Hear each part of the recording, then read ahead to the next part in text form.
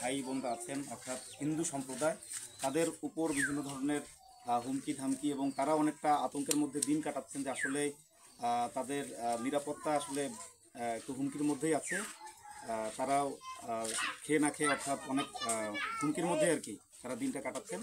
আমরা আজকে এখানে আসার উদ্দেশ্য এটাই যে তাদেরকে আমরা আশ্বস্ত করতে চাই যে এরকম যদি কোনো পরিস্থিতি তারা সম্মুখীন হন, আমরা আছি আপনাদের সাথে এবং বর্তমান সেনাবাহিনী সদস্যরা তারা মাঠে আছেন, তারা আপনাদেরকে সাহায্য সহযোগিতা করবেন। ঠিক আছে, আপনারা কেউ আতঙ্কগ্রস্ত হবেন না, কেউ ভয় পাবেন না। এবং আমরা জানি যে বাংলাদেশ একটা সুন্দর শান্তির দেশ, তাই না? আমরা হিন্দু মুসলমান সবাই আমরা একসাথে বসবাস করি, সবাই আমরা একই বাজারে দেখা সাক্ষাৎ করি, একই দোকানে পাশাপাশি বসে আমরা চা খাই এবং অনেক হিন্দু দোকানও আমরা মুসলমানরা গিয়ে বসি। আপনারা আপনাদের প্রয়োজনের তাগিদে বিভিন্ন জায়গায় যান। আর আমরা আমাদের যে ওয়াজ মাহফিলগুলো হয় সেখানেও কিন্তু আপনারা গিয়ে বসেন, আবার নিজের দোকান করে খান। আবার দেখা যায় আপনাদের যে পূজা পার্বণ হয় আমাদেরও একটা অংশ আপনাদের এখানে কীর্তন শোনার জন্য আসে। তো আমরা সব মিলে কিন্তু আমরা একটা কি শান্তিতে আছি না? কিন্তু আমরা চাই যে এই শান্তিটা আমাদের মধ্যে বজায় থাকুক। আজকে পরিবেশ বাংলাদেশের সরকার হয়তো পরিবর্তন হচ্ছে, এই সুযোগে যেন কেউ আপনাদের উপর হামলা করতে না পারে। এবং আপনারা দেখেছেন যে দেশের বিভিন্ন প্রান্তে আপনাদের যে উপাসনালয় অর্থাৎ মন্দির আছে সেখানেও কিন্তু পাহারা দেওয়া হচ্ছে এবং এখন পর্যন্ত কোনো অপ্রীতিকর ঘটনা ঘটেনি। আমরা চাই আমাদের এলাকার কোনো সন্ত্রাসী গোষ্ঠী, কোনো চাঁদাবাজি, কোনো সংগঠন কিংবা কোনো ব্যক্তি তারা পেশি শক্তি যেন এখানে প্রয়োগ করতে না পারে। এটা আমরা এসেছি এই জন্য যে আপনাদেরকে আমরা আশ্বস্ত করতে চাই আপনারা কেউ ভয় পাবেন না। ভয় কি পাবেন আপনারা? ভয় পাবেন না, সবাই সাহস নিয়ে থাকবেন।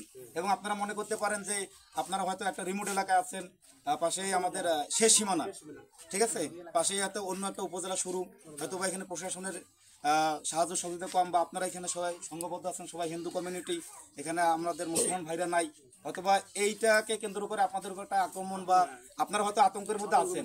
কিন্তু আমরা আপনাদেরকে এই আশ্বস্তটা করতে চাই যে আপনাদের আতঙ্ক হওয়ার কোনো সুযোগ নাই, আপনাদের দরকার নাই। ঠিক আছে, এবং ঐতিহাসিক দিক থেকে তো আমি বলতে চাই যে আপনাদের পাশে যে ময়নামতি কোর্ট আছে, এই কোর্টটা একসময় কিন্তু দুর্গ ছিল।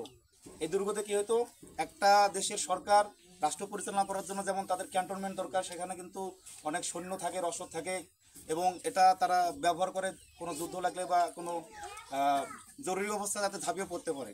আপনারাও এটা মাথায় রাখবেন যে আমাদের এখানে যদি সেই ব্রিটিশ অনেক যুগ যুগ আগের যদি একটা স্থাপনা থাকতে পারে তাহলে ওই সাহসটা আমরা কেন নিতে পারবো না?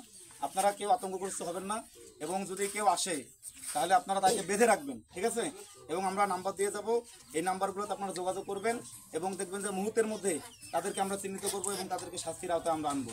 বাংলাদেশ সেনাবাহিনী মাঠে আছে, তারা এই ব্যবস্থাগুলো দেখবেন। আমাদের সাথে আরও এখানে বিভিন্ন ইউনিভার্সিটির পুরো স্টুডেন্টরা আছে, তারা এসেছেন। আবার আমাদের স্বনামধন্য টিচার জনাব সুলেমান আলী ভাইকে হয়তো অনেকে চিনেন এবং আমাকে তো হয়তো অনেকে চিনেন, এই যে চাচা আমাকে চিনেন, আপনারাও হয়তো চিনেন, আপনাদের এলাকারই সন্তান, আমরা সবাই আমরা এলাকারই সন্তান। ঠিক আছে, আমরা এই জন্য আসছি যে আমরা হিন্দু মুসলমান আমাদের যে ঐক্যবদ্ধ যে পরিবেশটা ছিল এটা যেন কেউ এই সুযোগ সন্তানীরা যেন এটা গ্রহণ করতে না পারে। আমরা কোনো দলীয় পরিচয় আসিনি, আমরা আপনাদেরই ভাই, আপনাদের কাছের মানুষজন হিসেবে কিন্তু আমরা এসেছি। শুধু আমরা বারবার আমি যেটা বলতেছি একটাই বিষয়, আপনারা কেউ ভয় পাবেন না, সেই বিষয়ে স্যারও কথা বলবেন। আর সময় কম, আমরা আরও 2-3 জায়গায় যাব যেখানে এই কথাগুলো আমরা সবার সামনে আমরা শেয়ার করতে চাই।